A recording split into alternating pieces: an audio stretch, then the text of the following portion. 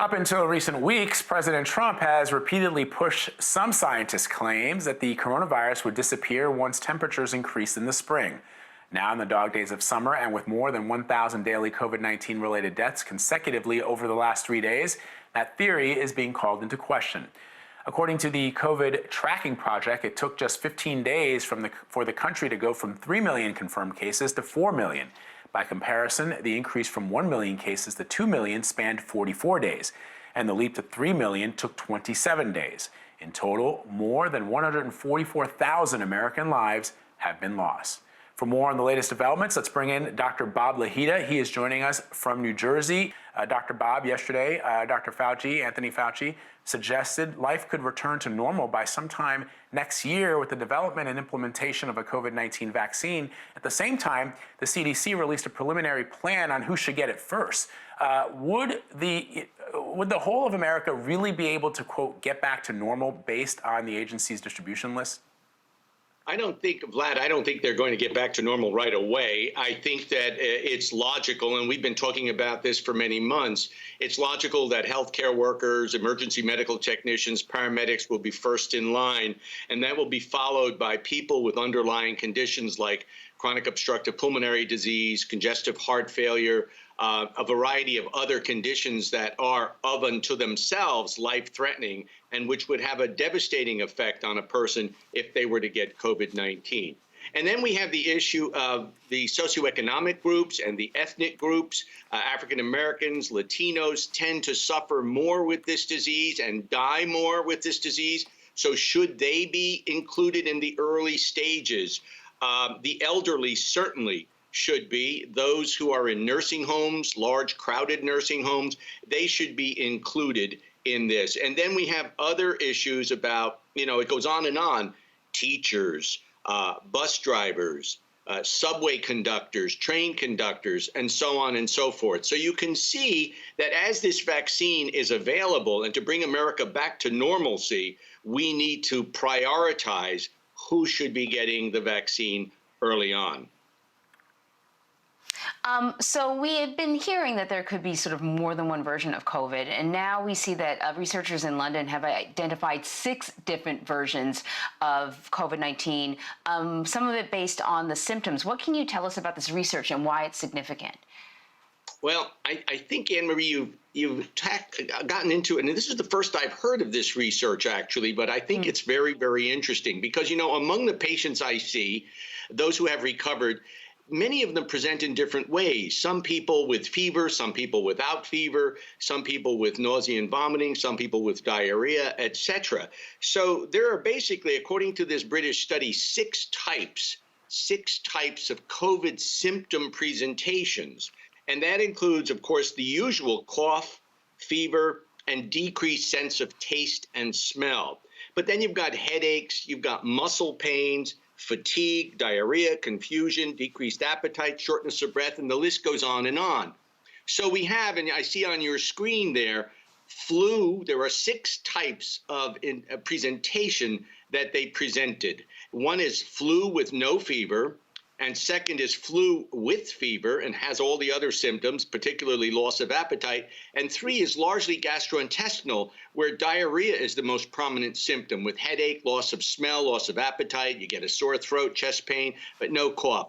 And then you go into the really severe types, and that's severe level 1, which includes fever, fatigue, along with headache, loss of smell, cough, fever, hoarseness. But fatigue is the primary symptom. And then the second one is confusion. And that's very scary because that's altered mental status in medical terminology. And that means that you don't know where you are, where you live, whether you're in the hospital, out of the hospital, who your relatives are, etc.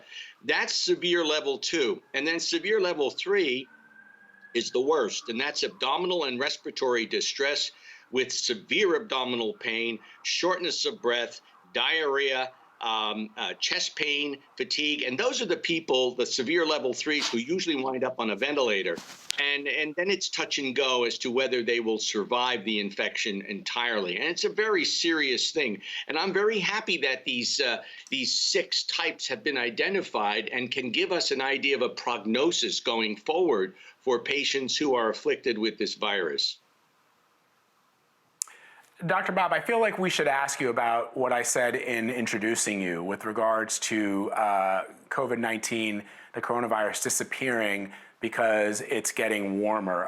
And I'll give the president the benefit of the doubt in that there are instances of human behavior changing the spread of, I guess, a virus. In other words, if it's warmer out and kids are not in school and people are, out and about, the chances of perhaps getting sick are lessened because of the fact that we're not all cooped indoors all the time because of the warmer weather. But there are no viruses that simply disappear because the temperature increases outside. And I know that perhaps he was also, at one point, he may have mentioned it in relations to SARS. SARS did not go away because of warmer weather. SARS went away because of some very stringent guidelines that China and other countries put into place. Am I right about that?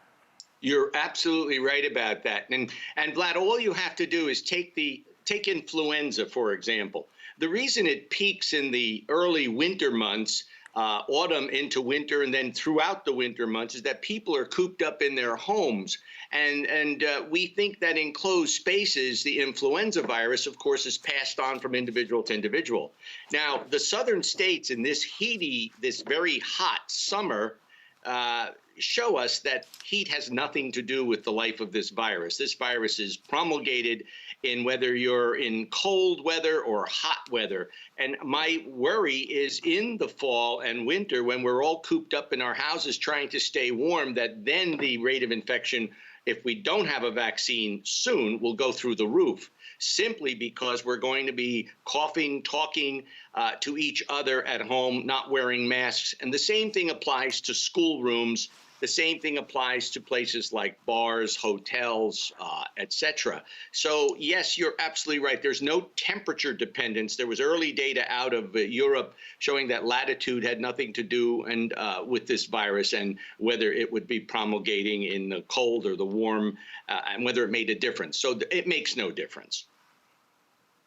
Doctor, I want to ask you about remdesivir, which is the only approved drug so far to treat specifically COVID-19.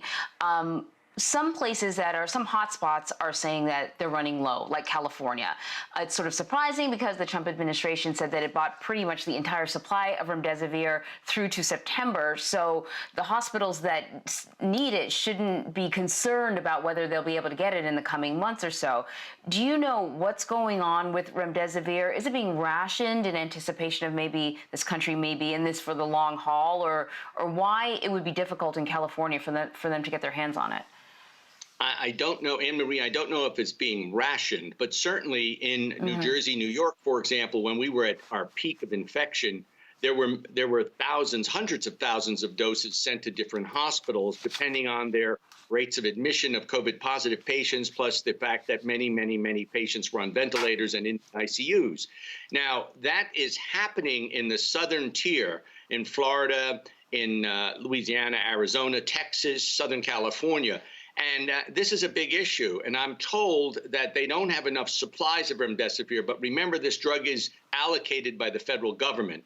The federal government gives it to the states then allocate it to the different hospitals.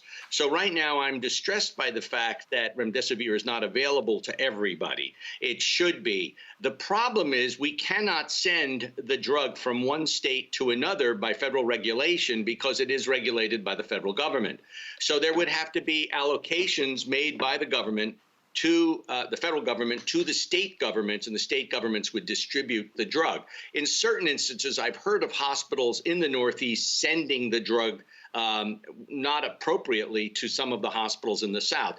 But I think the government needs to step up and allocate remdesivir appropriately to where the hotspots are, where the greatest numbers of patients are, because this is an effective drug as far as we can see. And of course, we have drug storage up in the Northeast in case there's a second surge, which we're always worried about. All right, Dr. Bob Lahita, as always, so great to have you. Thank you very much. Have a nice weekend. Thank you. You too, Anne-Marie and Vlad. Have a good one.